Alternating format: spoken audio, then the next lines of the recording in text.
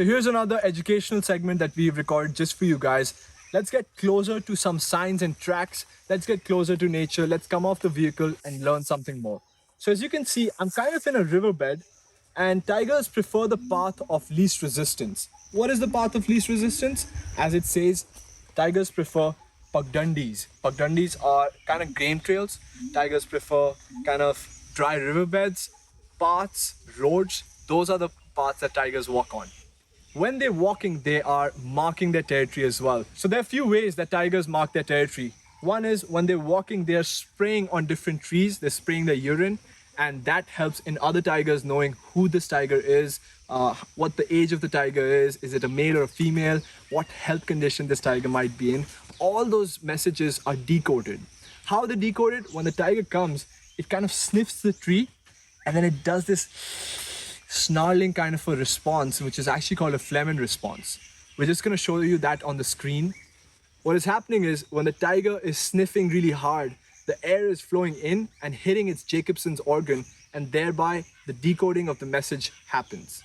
Another way tigers mark their territory is they would come, they would kind of stay and spray, and then they would leave their feces, and they do this kind of a thing where they scrape the ground and leave signs as well. Third way tigers mark their territory is right here. This is a tree with enormous scratch marks. If you come closer, look how deep the claws have gone in. And this is frequented by maybe a few different tigers because there are all kinds of signs. And of course, the tiger uses this path a lot. If you see here, there's also a pug mark. Very old pug mark, and then there's a hoof mark of cheetal deer. I would like to remind everyone, in the national park, you're not allowed to get off, but we are here at a private property. This is a wildlife resort. It's over 150 acres, and they have done a phenomenal job at conserving the wilderness because the park boundary is hardly about half a kilometer from here. So because they've done such a good job at conservation, at private conservation, both tigers, sloth bears, leopards, and even cheetal deer feel perfectly safe coming here and using this as a buffer to pass on to other territories of Bandhavgarh. And that's how it must be. So let's study this a little more. Why does a tiger come and scratch the tree? Of course, I told you it's for marking its territory. Ooh. Ants, sorry. It's for marking the territory. Another reason it does that is to kind of strengthen its claws, kind of sharpen its claws as well. But as it is in males in our human species, males always try to overcompensate. They want to impress the females all the time, and with tigers it's no different. You know, when humans, we are at the bar, especially teenagers or boisterous guys my age, like in their 20s, they want to win over females, so they try showing off their muscles, showing the car they drive, the money they earn, all sorts of things. And with tigers, it's scratch marking. What happens is the tiger, depending on its size, it can climb up to 8 or 9 feet if it goes from its back legs. So usually what tigers do is they would come here, they would sniff the tree, they would look up, and that's your cue that the tiger wants to either scratch mark or spray mark the tree. And then they jump on the hind legs and then they come scratching down. But if you go further, you see that I'm about 5'10", 5'11", but this scratch mark is all the way over there. So I would say that these are about 8 or 9 feet, but the ones over there are nearly 10 or 12 feet. And clearly, the male tiger in this area needs to overcompensate for his size because there's no reason for the scratch mark to be right over there. I don't even know if I can touch it. Let's try. Sorry, I'm going to remove mine.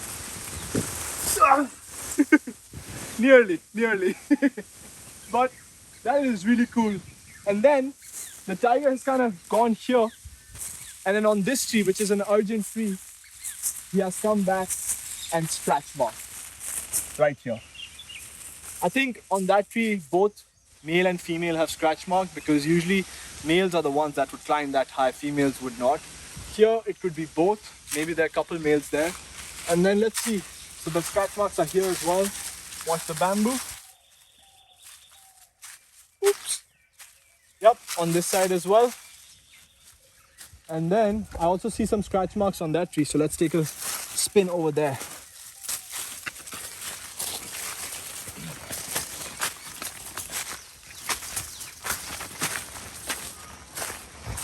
So my cameraman is following the human path, but I'm following the tiger's path.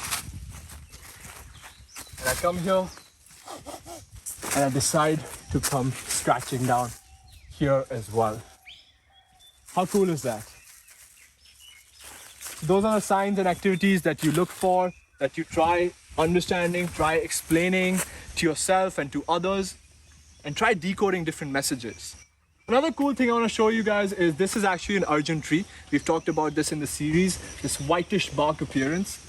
Urgent tree, the best part about it is it has a lot of medicinal values.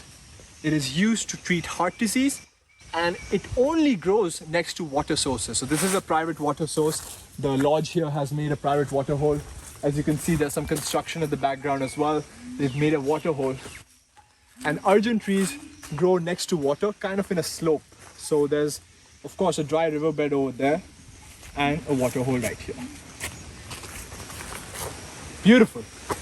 And yeah, so the tiger probably comes like that and then follows this path and then kind of goes back down, because again, when we're seeing, we have to find the path of least resistance for the tigers.